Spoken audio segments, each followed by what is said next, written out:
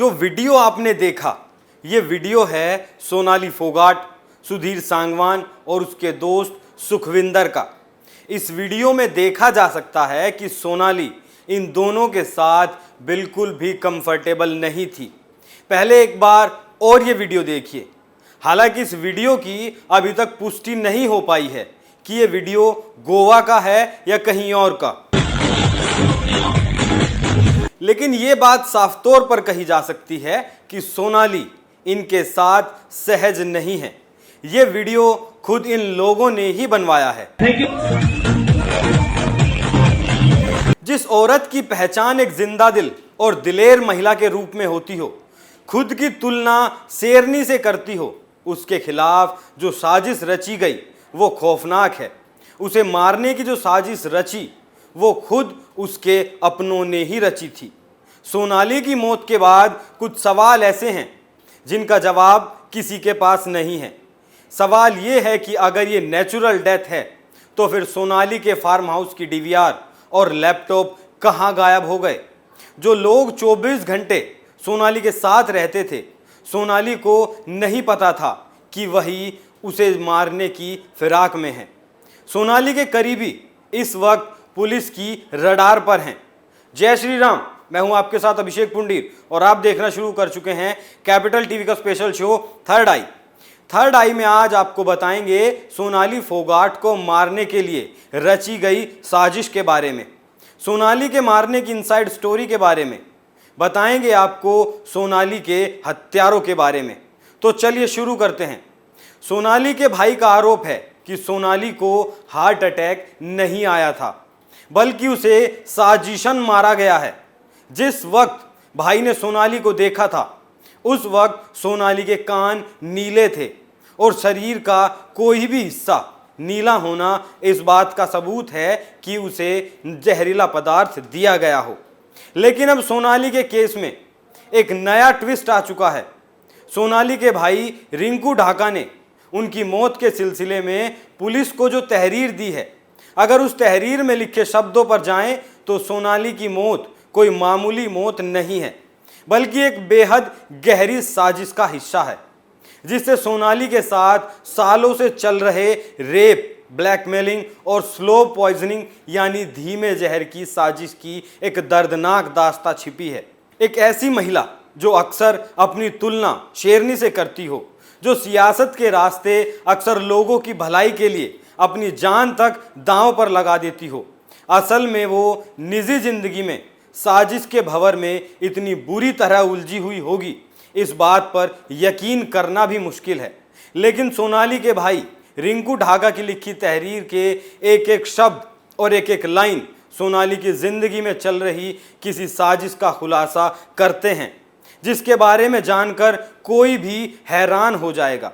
सोनाली के भाई की तहरीर अपने आप में काफ़ी कुछ बयान करती है और इस तहरीर के मुताबिक सोनाली की मौत न सिर्फ एक कत्ल है, कत्ल के पीछे की साजिश और उसका मोटिव भी साफ है, और वो मोटिव है सोनाली की प्रॉपर्टी।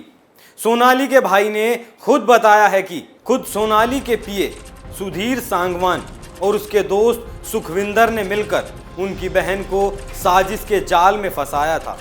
सुखविंदर ने अब से कोई 3 साल पहले सोनाली को खाने में नशीली चीज़ मिलाकर उसके साथ रेप किया था और इसका वीडियो भी बना लिया था, जिसके बाद से सुधीर और दोस्त सुखविंदर लगातार सोनाली को ब्लैकमेल कर रहे थे।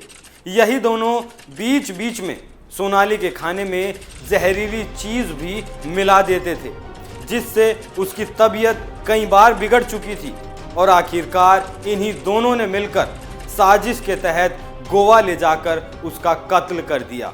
भाई रिंकू ढाका का ऐसा भी कहना है कि सोनाली का गोवा जाने का कोई प्लान था ही नहीं और ना ही वहाँ कोई शूटिंग होने वाली थी, लेकिन घर वालों को पता चला कि वो अचानक गुड़गांव से गोवा पहुँच गई, जहाँ संदिग्ध हालत में सोनाली की मौत हो गई।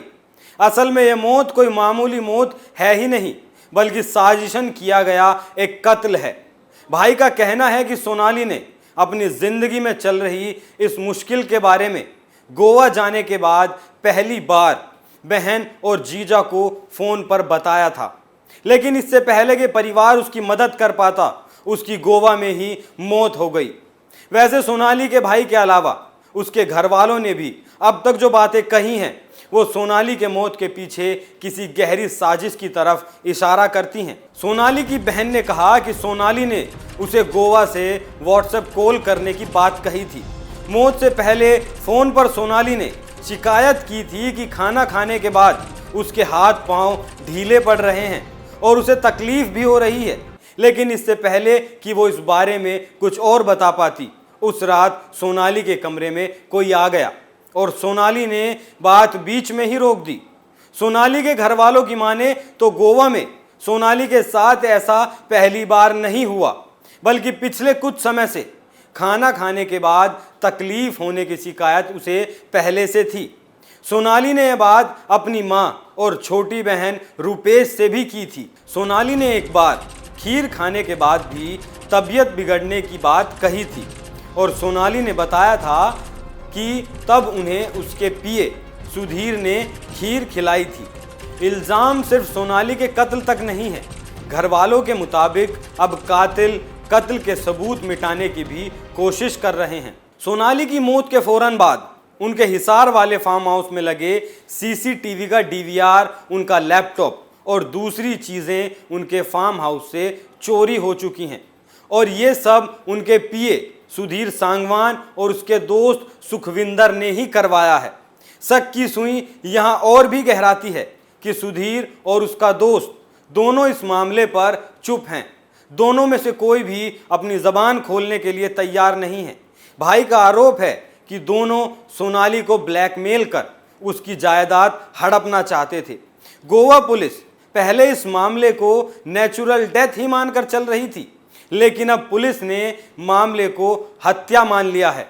अब पुलिस की जांच इसी दिशा में आगे बढ़ेगी, क्योंकि 4 घंटे चले पोस्टमार्टम से यह साफ हो गया कि सोनाली के शरीर पर कई चोट के निशान मौजूद हैं, जो इस बात की गवाही हैं कि सोनाली की हत्या की गई है।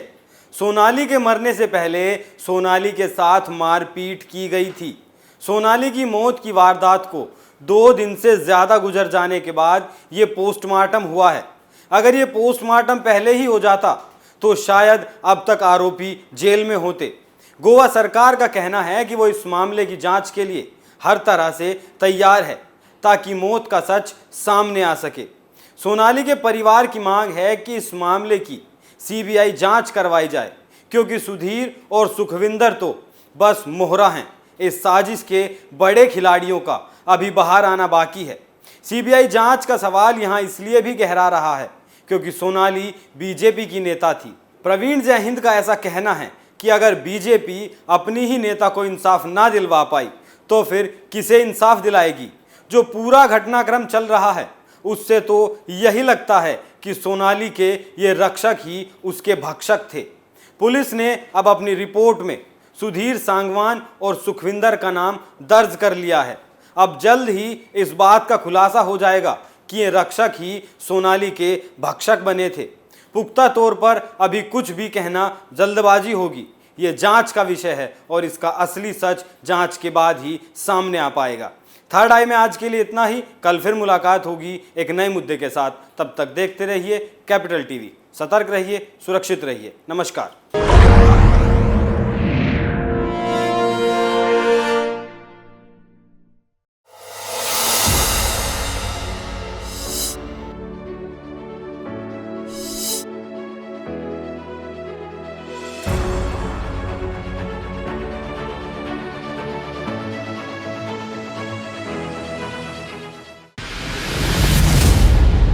मैं राजनीति करता नहीं, पर राजनीति को बहुत गहरे तक समझता हूं। मैं लोगों के बीच रहता हूं, लोगों के मन को अच्छे से जानता हूं।